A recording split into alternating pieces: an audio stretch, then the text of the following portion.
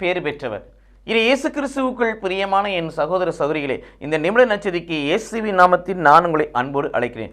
தாயை விட பேறு பெற்றவர். ஏனென்றால் ஒரு பெண் இயேசுவை பார்த்து சொல்லுகிறார், உம்மை கருத்தாங்கி பாலூட்டி வளர்த்த உம் தாய் பேறு பெற்றவர். உங்கள் தாய் உன்னை பெற்றெடுத்த நிமித்தம் உங்கள் தாய் எவ்வளோ பேறு பெற்றவர் என்று சொல்லி பெருமையாய் பேசுகிறார். அப்போ இயேசு கிறிஸ்து அந்த பெண் வழியாக இந்த உலகத்துக்கு சொல்லுகிற வார்த்தை, இறை வார்த்தையை கேட்டு அதை கடைபிடிப்ப இன்னும் அதிக பேர் பெற்றார். உண்மைதான். என்னை என் தாய் பெற்றெடுத்த எப்படினால் தாய் பேறு பெற்றவள் தான், இல்லை என்று சொல்லவில்லை. ஆயினும் இன்னும் அதிலும் பேறு பெற்றவர்களாக நீங்கள் மாற வேண்டுமா, வாழ வேண்டுமா, வளர வேண்டுமா? இறை வார்த்தையை கேட்டு அதை கடைபிடியுங்கள், நீங்கள் இன்னும் அதிக பேறு பெற்றவர்களாய் மாறுவீர்கள். ஆகவே தான் யோவான் நற்செய்தி 8ஆம் அதிகாரம் 51 வாசிக்கிறோம், இறை வார்த்தையை கடைபிடிப்போர் சாக மாட்டார்கள்.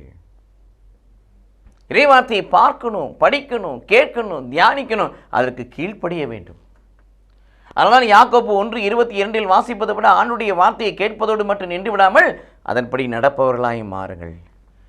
இது இயேசு கிறிஸ்துவுக்குள் பிரியமானவர்களே, இறை வார்த்தை என்பது நம்முடைய உயிர் மூச்சு, நம்முடைய சுவாசம், நம்முடைய உயிர் எல்லாம் அழிந்து போகும். ஆனால் எது அழியாது? கடவுளுடைய வார்த்தை அழியாது, ஏனெனில் அது உயிர் உள்ளது.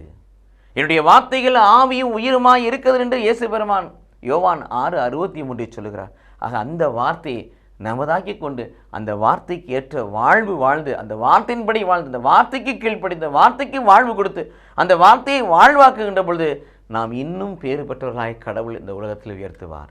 கடவுள் நம்மை ஆசீர்வதிப்பாராக. ஆமீன்.